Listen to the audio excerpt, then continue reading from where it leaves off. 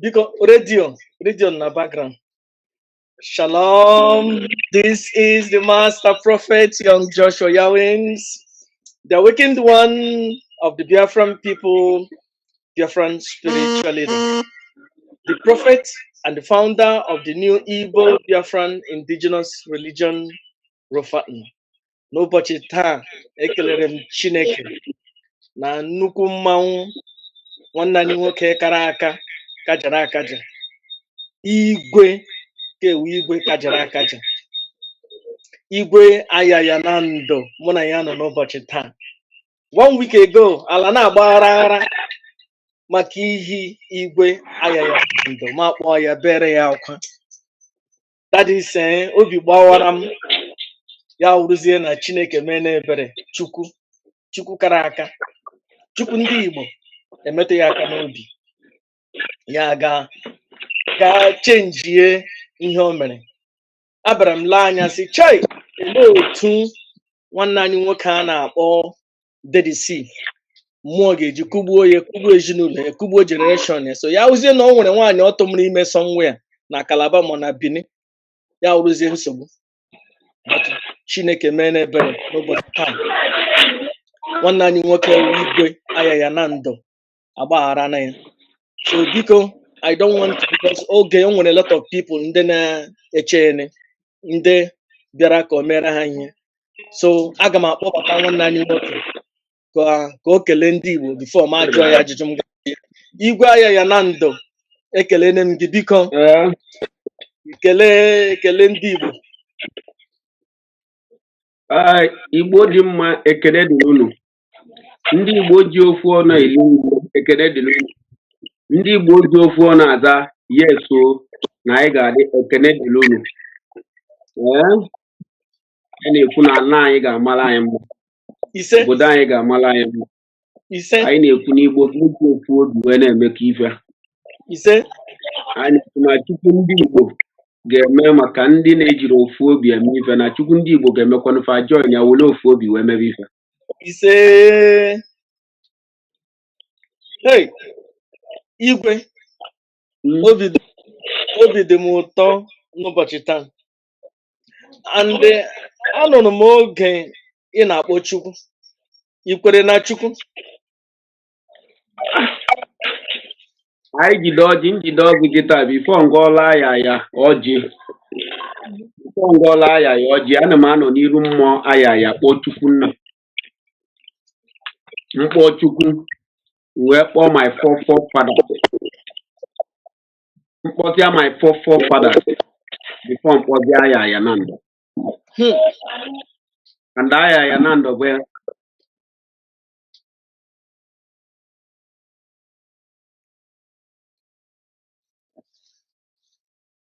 Igbo niile.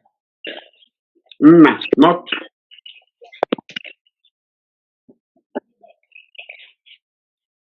ya na I believe, anyị bụ ndị ọdịnala believe na Chukwu. I believe na Chukwu ọfụma. Because ịma na ekele ọrụ eke. Ọdịnala na-ama ama. Ọdịnala na-ama ama. Onye ọ na-amara ama satali nke ya sata mali na ọ bụrụ dibịa ka ọ bụ. Ọ na-ama ama. As you are seeing me so, my grandfather is a native doctor. My father is a native doctor. My own mother is a native doctor. Myself is a native doctor. Nke mụ na ọ ma ama. Nke m ejero mbe dibịa mụọ ya for once. Na ọ ma ama. Ya ọdịnala na-ama ama. O nwere ndị mụrụ amụ abụrụ ha ọdịnala ka a na-eme. Magi wụ native doctor. Mpagi wụkwa native doctor. My grandmother bụ onye ụka white Shorobi na Nsarafi. Onye isi ụka ndị white. My mother is a native doctor. My grandfather is a native doctor. My grandfather is a native doctor. My grandfather is a native doctor. My father is a native doctor. Myself is a chief priest. Hey! Ikaraka. Ya ọ dị m n'aka nri, ọ dị m n'aka ekpe, ọ dị m n'iru, ọ dị m n'azụ bụ ọdịnala. Ya na ya satara asata. Anyị ejere obe dibịa mụọ ya. Ọ ife a disturb m for long time before join ya. ewepụ Hello, aka m eso n'obodo oyibo na-agbakasị obodo oyibo dị iche n'iche soro m ibe m na-ebute ike ha na-ebute mana fa jụrụ ajụ. hello, ama m. Hello, otu iji mata na ihe mara gị. Ọ naanị gị wụ the only son or the only child. Hello, otu iji mata na ọ mara gị. Ehe, ka m si mata na ọma mbụ na o nwere certain time when he was disturbing me, ntinye aka na biznes ọkwụọ ya flọ, mme biznes ọkwụọ ya flọ, nzụ afịa ọkwụọ ya flọ, nwere moto wawa kabụ kabụ ọkụje moto akwụjisie injin ya. So then said not na ebe m na-eje ụka. My church is Church of God Mission. Ụka m na-eje bụ Church of God Mission, Mount of Fire. Idahosa, yeah? Yeah, I was a member. Yes, that is when. Then, man, the thing is, it's a long time ago. Bịa jide Adam nwanyị. Adam nwanyị anwebele oge dịka ọ ga-enwe di. The thing who him in sickness, kwụbi ọtọ, ọ dị eme n'etu, ọ dị eme etu, ọ dị eme etu, ọ dị anwụkwana anwụ, ya anwụkwana anwụ ọ nwụrụ, ya dị adị, ọ dịrọ kwụrụ straight ka osisi. Chineke. Agbapịa ọbara m ka a na-agbanye ya na-arụ 24 hours, na-agbanye ọbara m na-arụ 24 hours. My mother was a native doctor. My father was a native doctor. My father was alive by then. For Juba DSA, I won over a mabiaro for Ayaya Na Nando. Ayaya will kill me off and kill my daughter and finish my family before I come and carry Ayaya. Oh, can't you bully? And immediately in Ayaya Na Nando, a more men and I will release the other one. Were my years. And since almost going to 20-something years in here, he's doing miracle up to tomorrow, up to next tomorrow. O nwere ihe nsị ma jụọ gị, Divine Mother na-ajụ m, my wife. O nwere uri mgbe ha na-aga chọọchị, this ekpere arụ ndị ọcha butere n'anyị, ndị a na-akpọ ha butere n'anyị. Chineke mene aya na ndị Igbo etetelu n'ụra. Hey, Chineke. Mana ndị Igbo ekuniele, ala Igbo na-agba aghara. Ịma onye mere m ji baa akwa maka ihe mere. Ịma na ndị Igbo etetele n'ụra. Ndị Igbo anyị ekuniele. Arụ ndị ọcha butere n'anyị. Jesus Christ. Arụ ebutere na. Divine Mother na-asị m oge ha na-aga chọọchị, oge ahụ ha na-asị Holy Ghost fire, ihe ndị ọzọ. Na o nwere uri ha na-agụ. Ọbasi Ayaya yo, ibi na-echetere m ime ọkpa anyị na-agụ ya na crusade, awọchiri m ya na Port Harcourt. Abasi Ayaya yo, so Ayaya ahụ na mmụọ gị ahụ or the same thing, kọwara anyị biko.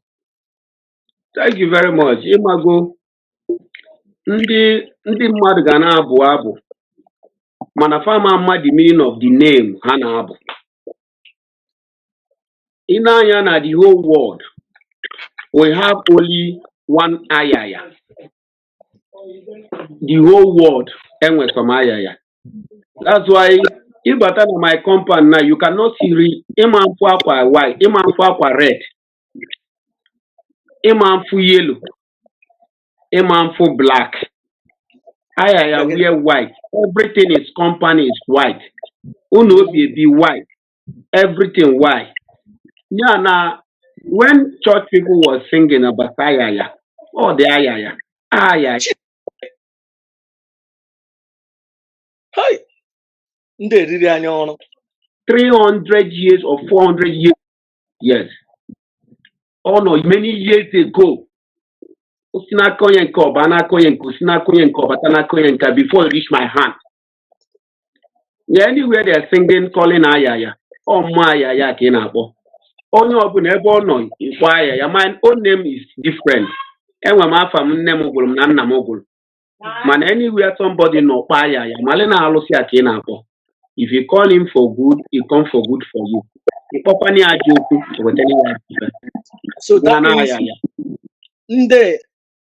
ndị ọcha riri ọrụ, ụmụnna anyị ndị ọcha ha gaa na chọọchị na-akọ aka, ha na-akpọ ama ha kpọ Ayaya gị che na ha na-akpọrọ na ya onye ọcha. Yes, ọ dịka ndị na-asị ihe ndị ụka na-agụ ihe a na-emeli mmụọ, ife na-emeli somebody dịka ife a na-akpọ ndị mmụọ, ihe na-emeli mmụọ. that thing ị na-akpọ ife a bụ mmụọ ị na-akpọ bụ alụ na nso chukwu alụsị a bụ alụ na nso chukwu ọ that spirit ka ị na-akpọ biko o nwere ihe kwuru ele ihe mmiri arụ na nsọ chukwu kọwara anyị biko alụ na nso chukwu bụ ndị ajọ mmadụ na-akpụ ya alụsị ndị ilie na-akpụ ya alụsị ndị alụsị bụ alụ na nso chukwu don't do things na-adịrọ chukwu mma ime na erife na-adịrọ chukwu mma alụ na nso chukwu will come ya bụ alụsị will come to you. biko kọwara m eweli iwe ịma na esi m na chọọchị pụta Chineke ndị eriri m bullshit eweli iwe mama biko kọwara m ịnụ ya n'ọnụ gị the difference between omenala na ọdịnala kọwara m ya in 2 or 3 minutes biko. Thank you. Difference dị n'omenala na ọdịnala.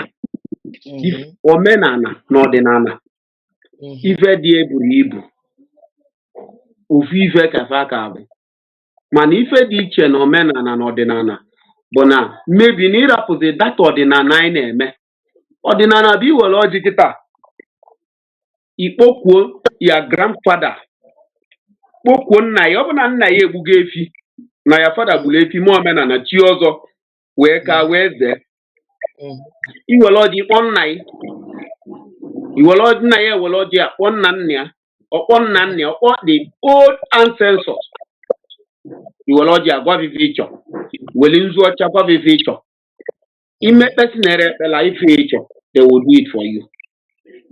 Mana sometimes ndị be anyị na-atọ ọnụzi ọdịnala na omenala onye bịa gwọba ọgwụ gwọsi ọgwụ si na ya na-eme ọdịnala you are not doing ọdịnala ọgwụ abụrụ ọdịnala onye ọbụla na-agwọ ọgwụ ọ bụrụ ọdịnala ka ị na-eme bikos ndị ọcha na-agwọ ọgwụ ndị ụka na-agwọ ọgwụ ndị fada na-agwọ ọgwụ ndị pastọs na-agwọ ọgwụ o nwere ndị na-adị agwọ ọgwụ mana ọdịnala bụ ọjị na nzu ọdịnala bụ ịkpọ ndị ichie nwaana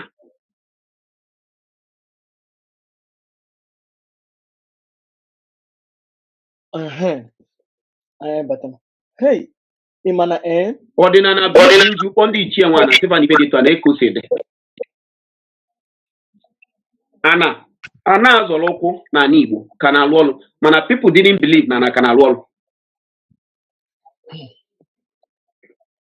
ka na si alụ ọrụ bụ onwe ife ọjọọ ga-eme wee zonye ụkwụ n'anya ana ife ọjọọ mmadụ ga-eme wee zonye ụkwụ n'anya ana ọ ga-enwube ga-arụ ọkụ ana ga-ejide ike etu anyị dị na for instance mụ na enwe nsogbu mmejọ oyi ị bịa kpọọ Chukwu ị ga-ebu ụzọ kpọọ Chukwu ịkpọ ndị nwaana ndị nọ n'ala bụ ndị ichie na ọ bụ na ife aya ya mee ịbụ aya ya na ndụ mee na-ezigbo ife ka ọ bụ ya dịrị ya mma mana ọ bụ na ọ bụrụ ezigbo ife ka ọ bụ ọdịnala ya kpee ya ikpe nzọlụzọ ụkwụwo ndị zọ ya na ana arụm enwube ọkụ arụm esi njie arụm azaba arụm emebe ife ọzọ maybe you were thinking maybe na-alụsị ikpe nọ ya nwame no ọdịnala ejidego the person nye ọdịnala Biafra ka dị exist ọdịnala Igbo ka na-eme exist na onye na-eme ife ya na-echeta ana Chineke ala Igbo kara aka yes ndị pastọ eriri ọrụ na ndị priest ndị ara na-akọ ha sị na onye ọcha na ike ya ka ike mmụọ nọ na nwere ihe nwere ike ikwu onye ọcha na-akpọ ntụli ha butere na anyị Jizọs Kraịst ịma na ihe a nsogbu ha pụtara na ndị efule ndị priest na pastọ achọrọ iji eji shine ya onye mere and Chineke emetụghị n'obi anyị ejebe ebe ahụ Chineke emetụghị n'obi ga-echenji ihe ikwu ndị Jizọs Kraịst onye ọcha efulefu na-akpọ ntụli ha sị ya na ike ya ka ike mmụọ nọ n'ala Igbo mba the thing there is that ike ọdịnala ka ike. Nwaanyị jikwa gị n'ọdịnala ka ike is that ife onye na-abarọ ọ dị ama ka o si dị. Ife onye na-etetịrọ adị ama ka o si dị. Ị na-eme ọdịnala ịkwụba aka ya ọtọ ife ọbụla ime n'ọdịnala ọ ga-agazi etu si mee. Ọsọ ikute mmiri tinye na afele kpokwu ọdịnala gụọ ọjị nye mmadụ ọdịlịa ile. Weta ọjị gụọla onye a tia na ife dị etu a ga-emeli gị. That thing will come to pass in time to come. Mana ọdịnala nwee nsọ. Nsọ ọdịnala erike. Ọ ya mee ihe eji agbara ọdịnala ọsọ. Nsọ ọdịnala eshike. Ihe bụ nsọ ọdịnala n'ife na-asọrọ ime ebe ọdịnala ọkụgbuo yi. Biko o nwere ihe sometimes o nwere ihe na-atụ m ụjọ. A sị na o nwere mmụọ na-akụgbu ndị na-enye ya nri. Ị nwere ike ịgwa anyị 1 or 2 or 3 reasons mmụọ na-eji emodiri ha?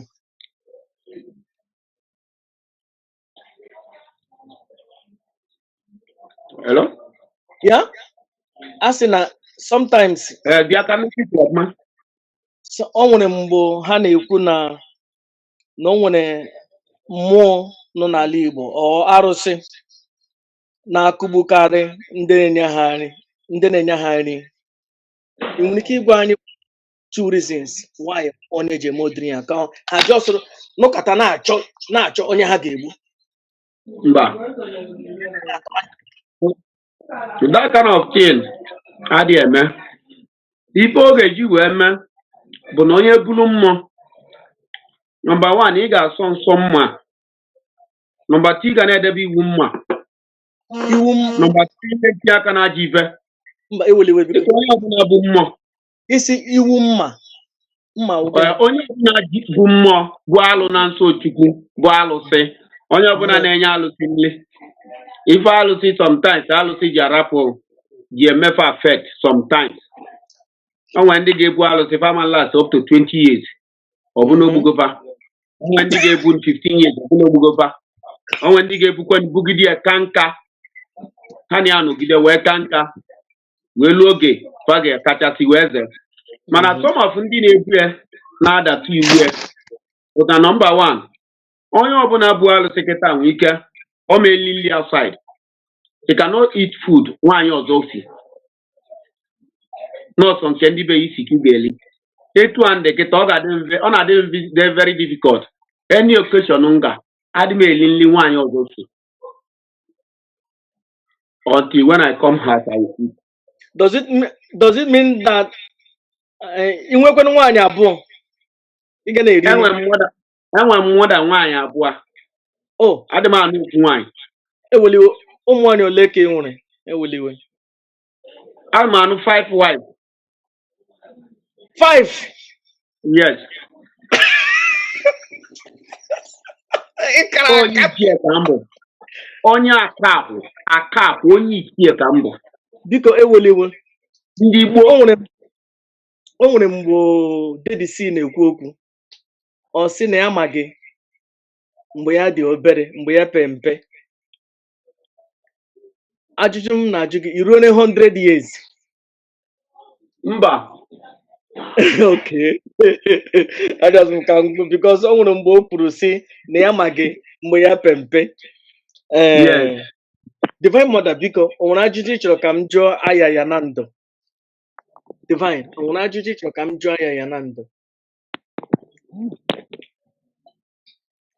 O nwere ajụjụ ị chọrọ ka m jụọ Ayaya Na Nando?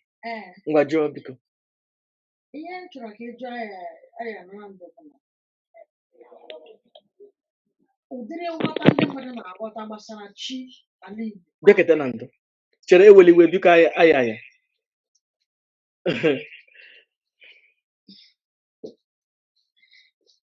Ayaya ekele m. Chere Ayaya sị m naanị 20 minutes ọ sị ọ dị ka anyị ga-anakwunye more time.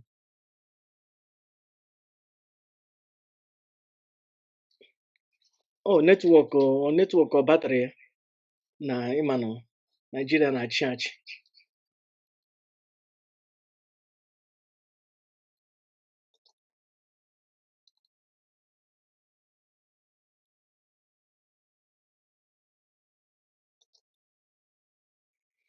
Hey, ọ dị ka netwọk ya netwọk ọkwụpụla n'ọkụ ka anyị na-ele ọ ga-abata very soon. Jugodi jidegodo ihe ị chere ịjụ Ayaya na ndụ. Biko Ayaya na ndụ bata Divine Mother nwere ihe ọ ga-ajụ gị. Onye ole ka ị chere ịjụ? Ọ nwere ike iji ofu ma ọ bụ o depended on our time. Okay, anyị ga-anata ya time. Ayaya apụọ na biko ka anyị chere nụ. Ihe m ji kpọọ Ayaya na ndụ taa, akpọghị m ya ka m kparịa ya, akpọghị m ya ka akpọrọ m ya asị nwanne ka anyị kparịa, maka ọwụwụ mgbe niile ka a na-eme tigbuo zọgbuo. Echetara m na ọwụwụ last week ka m kpọrọ Ayaya na ndụ jụọ ya si ya biko na achọrọ m ka ọ gbaghara na dedisi ife dị iche, rịọ ya arịrịọ ya gba nkịtị, and ugbu a ọ gbaghara na dedisi ife dị iche. Ihe m ji kpọọ this program we just say thank you for doing that. Ya wụ na ị chetara mgbe ihe ebidoro ọhụrụ, all these bloggers na-akpọ onwe ha motivational speakers, ka ha na-akpọ onwe ha influenza ka ọ gịnị.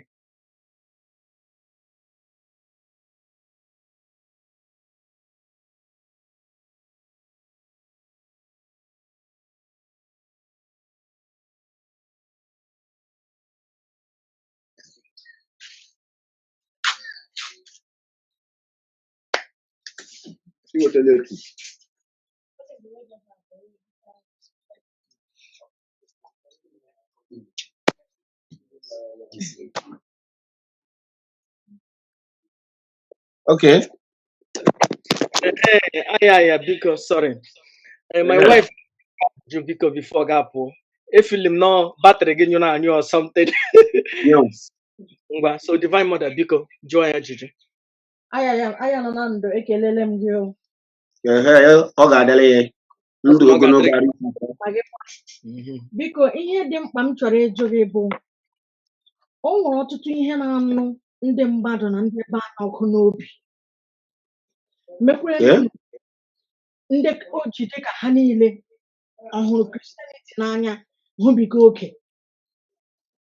Ha si na chi ala Igbo na-egbu ndị mmadụ too much, ọya wụ ụjọ ha. Ma na-ajụsị, chi ala Igbo ọ ga-anọkete gbuo ụmụ ya? Ogbu ụmụ ya ka ndị ga-efekwa ya. Thank you very much. Ndị ga-ejikwana ya na-eme ọnụ na-eto ya. Onye m chọrọ ịjụ. Thank you very much. Chi ala Igbo a sị na-egbu ndị Igbo wee mgbe ị na-anya n'ala Igbo anyị now, lot of atrocity, ife ọjọọ ka nkwụ n'ala Igbo anyị.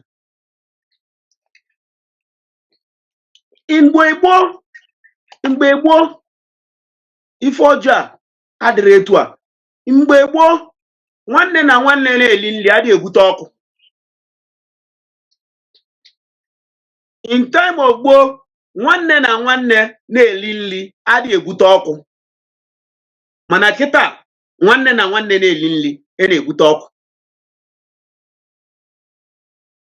Ị na-anya kịta ihe ọjọọ juru n'ala Igbo erike, betray erike, mmadụ ibo mmadụ ebubo ihe ọ na-emerọ ka nkwụ.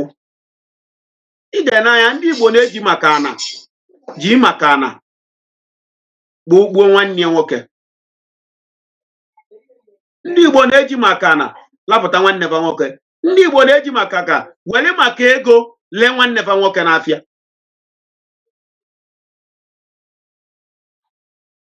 Ya na ihe m na-enye ndị Igbo advice ha bụrụ another 10.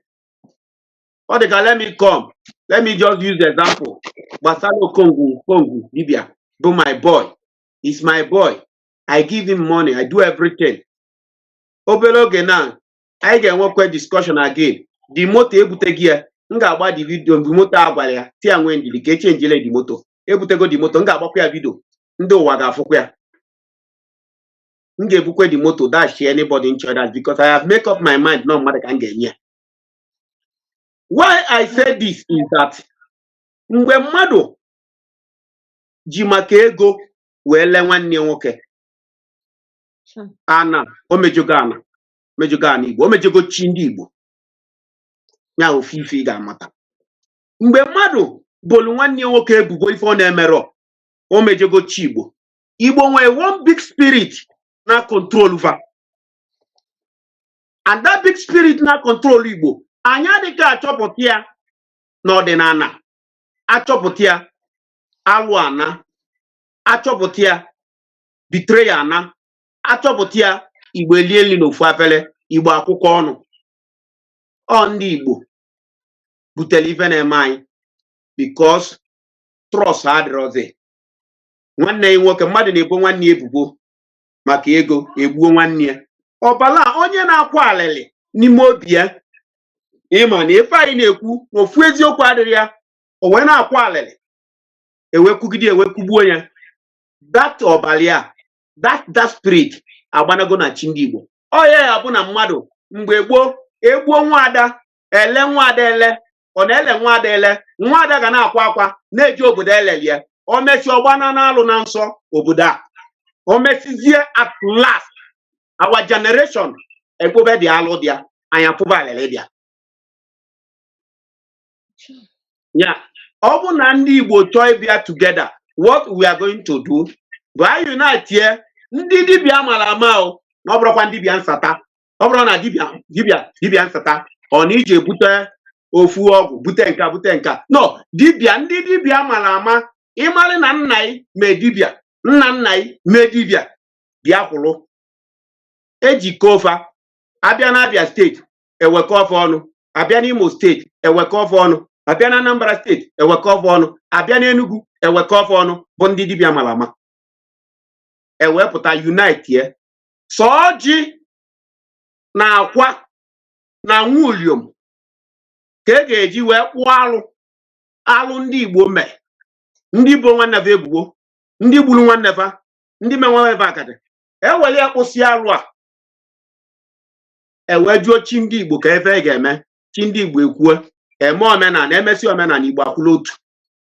Ife Igbo na-achọ pafụ ya, mana ọ bụ na emere etu a, anyị ga na-agbasasị agbasa.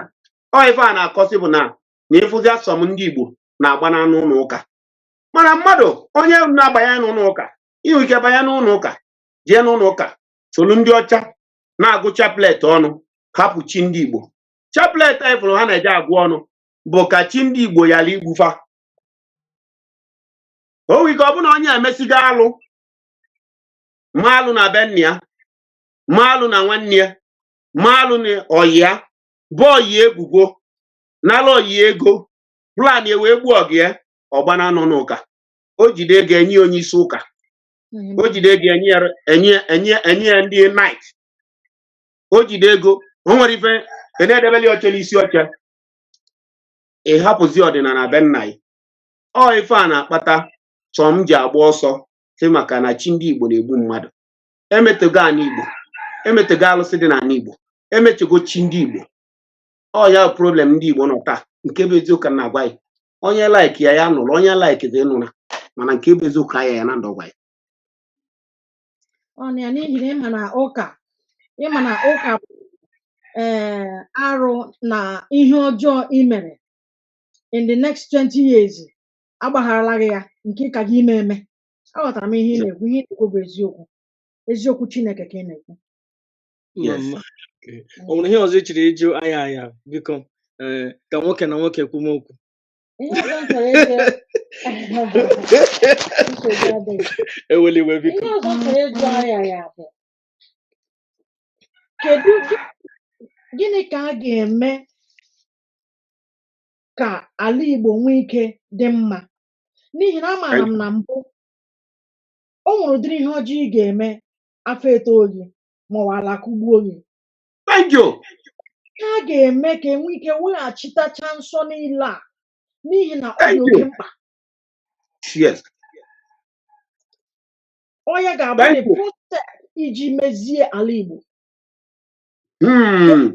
Ntọala Ajụ ya. ka o nwekwana ike dị nsọ. Yes. ajụghị ya amaka ị na-anya kịta na Biafra niile bụ ana ndị Igbo ekwe na-eme na mbụ na ife a na ga-eme ya force and ga-use force ga-use udo wee mee ya. Anyị bịa na Anambra anyị weta ofu onye ọdịnala ya anyị ga-eweta ya anyị maa na ọ jere ụmụ onye am na ọ satara ya sata na ọ dị be nne ya ofu onye anyị weta ya organize ya ndị mmadụ agaghị ya na ana Biafra niile ejikọ ana Biafra ọnụ ewepụta ebe ga-abụ joint nna ife ị na-eme mbọsị a ị ga-arapịa and before ewepụta steeti anyị ga-ezukọ anyị bụ ndị Igbo ga-ezukọ na a ga-akpụ ya gba n'apa anada steeti apịa anyị bịaba n'ebe a ka a ga-adị ikpedo ebe a ka a ga-adị kpụọ arụ ebe a ka a ga-eji wee kwubie okwu ọdịnala ndị Igbo anachite chi ndị Igbo gbakọtara anyị azụ ebidoloba ọrụ because mgbe gboo onye gbuo nwanne ya a na-ejide ya mgbe gboo onye tụkwasị nwanne ya asị a na-ejide ya mgbe gboo onye la nwunye nwanne ya a na-ejide ya mgbe gboo onye je mepie okposi ndị ichie ọ na-ifuli ọkụ ọ na-ịkwapụ ya ebe ọ dị a na-ejide ya ka a na-asị ejide bụ ọ na-aza mmadụ kwọ na-azị afọ o mee anyị Igbo jide nsọ mgbe gboo gara aga bụ ndị Igbo kwuo okwu ha emezu etubatikwu ya and emesi ife a wee kwuo na onye bụ onye Igbo ọbụla a ga-agụnye ya na ngụgụ onye ọbụla bụ onye Igbo bụ onye ana Biafra site taa n'ime mmezi nwanne ya ife ọjọọ nọmba 1 n'ime mbozi nwanne ya ebubo Igbo na-ere ebubo anajide ise nọmba 2 n'ime nzu nwanne gị ori izu na nwanne ya ori anajide nọmba 3 na gị na nwanne ya amaghị tunu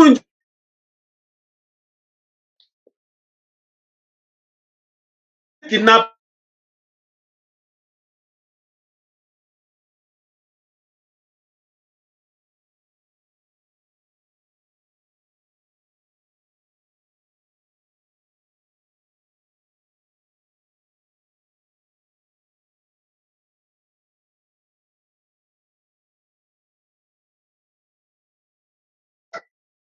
okay network na-enye nsogbu now ngụgụ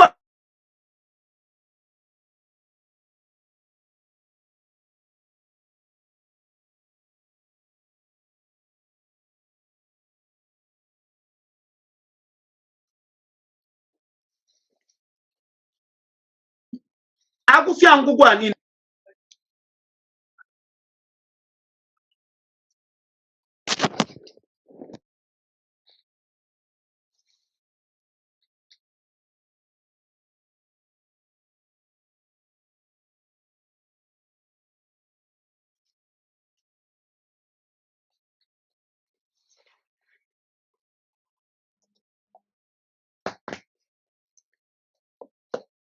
hello oi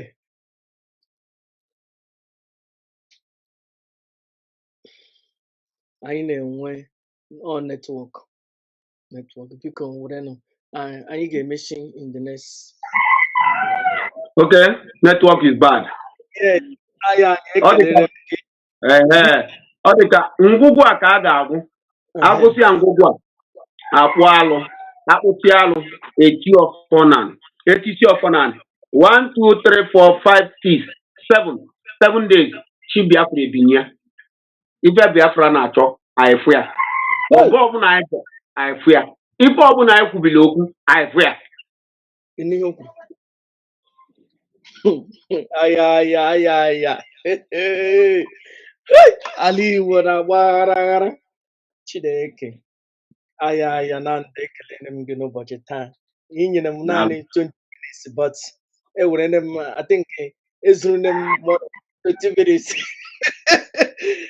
Ayaya ekelere m gị otu iji gbara tii asị m masị gị imeela and ihe ndị ọzọ na-awụ ihe m chọrọ ka anyị kpaa na ahụ otu ime arrange maka ihe awụ ihe gbasara naanị gị na DDC ihe ahụ ihe gbasara Mba. ndị ọdịnala Yes. maka ndị ọcha butere na anyị Christianity na efulefu ha na-akpọ ntụli Jizọs Kraịst a chọrọ ịrụ ọnụ anyị over and a na-enwe ụmụ ihe njanja ihe ndị a na-apụtasịnị emekata aka ewepụ n'ala Igbo ewepụ dibịa ọdịnala ihe ndị ha na-arụ ọrụ together so obi dị m ụtọ otu iji handụlụ ihe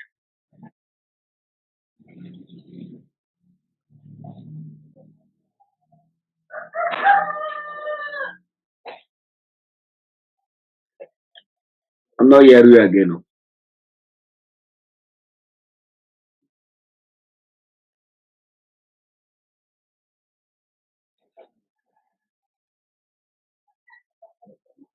yes so obi dị m ụtọ asị m na-ekele gị na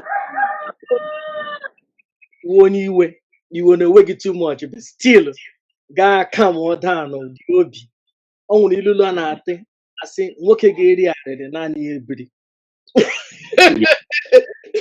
so ana m asị gị ndewo ya dịrị gị na mma Daalụ, daalụ. mere na-ete dị stil ọga n'ihu just Yeah? asị m ekele gị nke ukwuu oge Okay. mụ na gị kpebiri agafeela o nwere otu ajụjụ m chọrọ ịjụ gị Okay. Ee,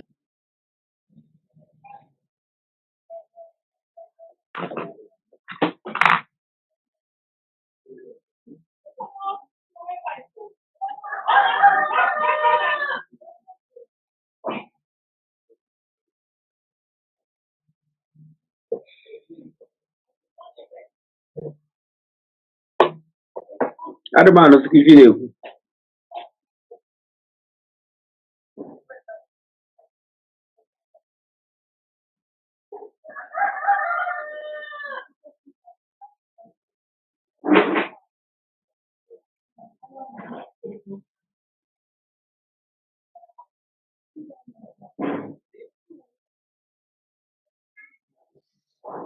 ọ gịnị mere ndị dibịa ji afọ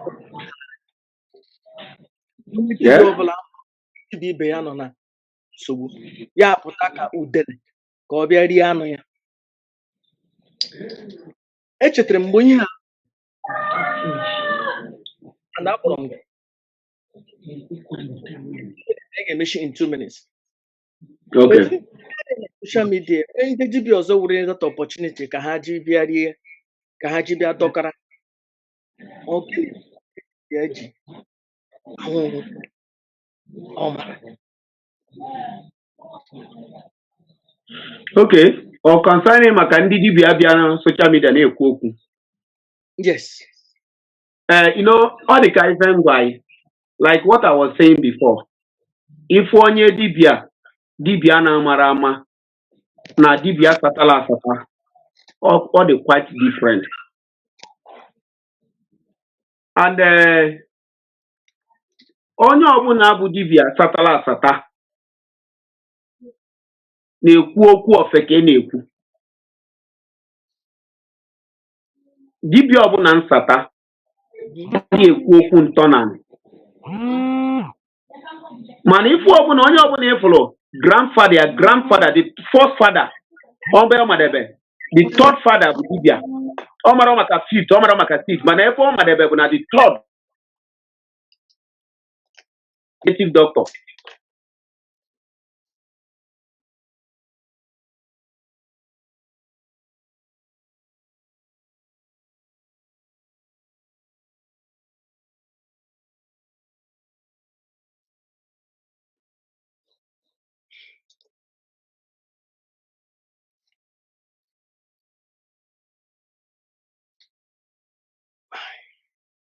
Nigerian network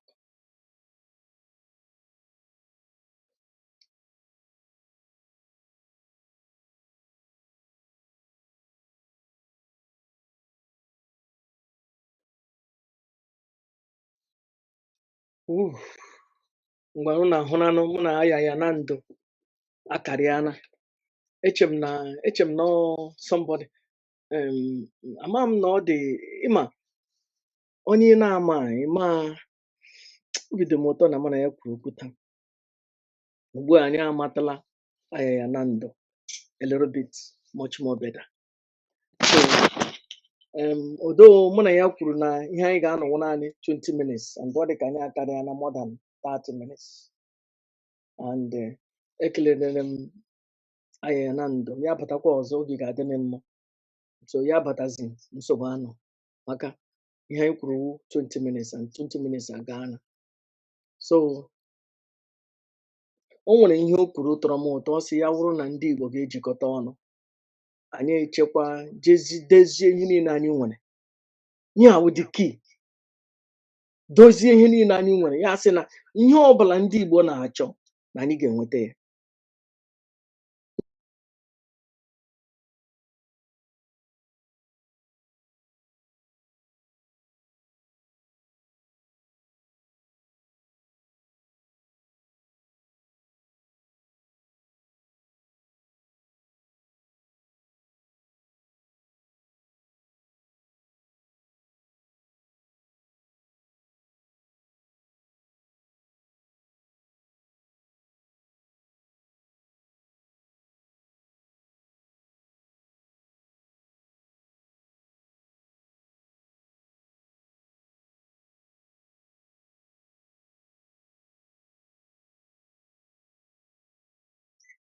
Ihe niile nọ na social media.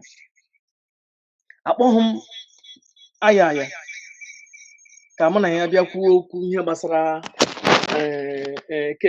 keme. Ihe a wụ reason m ji kpọọ ya. Ọ wụ reason m ji kpọọ ya. Akpọrọ m ya ka m kelee ya, ka m sị ya imeela. Akpọghị m ya ka m jụọ ya question ndị ya na ya nwere transaction na-agaghị ọfụma. Ihe a wụ my place. My place wụ na ihe gbasara ya na DDC na-esetụlụ ọnụ ya, na DDC aga anwụ maka ihi their transaction. Ya dị transaction ha nwere, ha ga-esetụlụ ya onwe ha. Ya awụ reason m awụghị m comedian ịbịa jụma ya ka o mere nga ka o mere nga. That's not my job. Ihe awụghị my job ịjụ ya cross question. Ọrụ m mgbe ịkpọ ya si ya nwanne, because ama m the day m mere the first video m si na aga m akpọ Ayaya na Nando, ndị mmadụ sị forget but akpọrọ m ya. Akpọrọ m Ayaya na Nando gwacha ya okwu o rughị 2-3 days ya aga reverse ya ihe. Obi dị m ụtọ and aga m akpọta ya today m bịa jụwa ya cross question. Yara ihe niile ya na DDC na-ekwu ahụchana m ya na social media.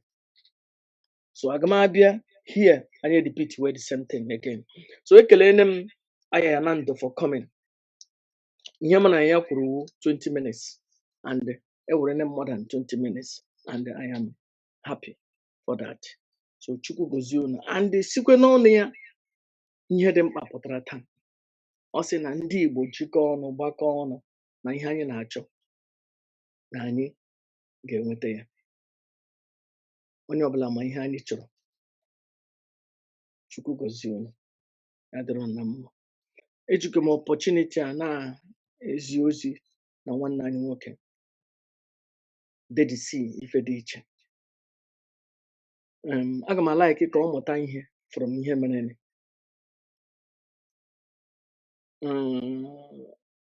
Sikwana ya na Igwe Nando emekene the first move for reconciliation. And aga m like kwa ka DDC show a positive vibe by ịkwụsị dị na-akọtọ ya na social media. Yara ihe ọbụla ya na ya nwere, ha ga-discuss ya na phone directly. Yara ihe ọbụla ya na ndị ọzọ mere, ha jee kpọọ onwe ha na phone ka ha settle all their problem. maka ihi this issue o nwere ofu ka a na-akpọ onye eze Jizọs ọ pụtara makapụta onye eze Jizọs ama ma onye dibịa ma onye pastọ ya eje na mmiri taa ya were krọs Jizọs Kraịst na-amagharị na-amachagharị ugbu a ọ chịrị shine because of Ayaya Na Nando na Dead Sea nwere something. Anyị aga hapụ ka ndị arụ ndị ọcha butere na anyị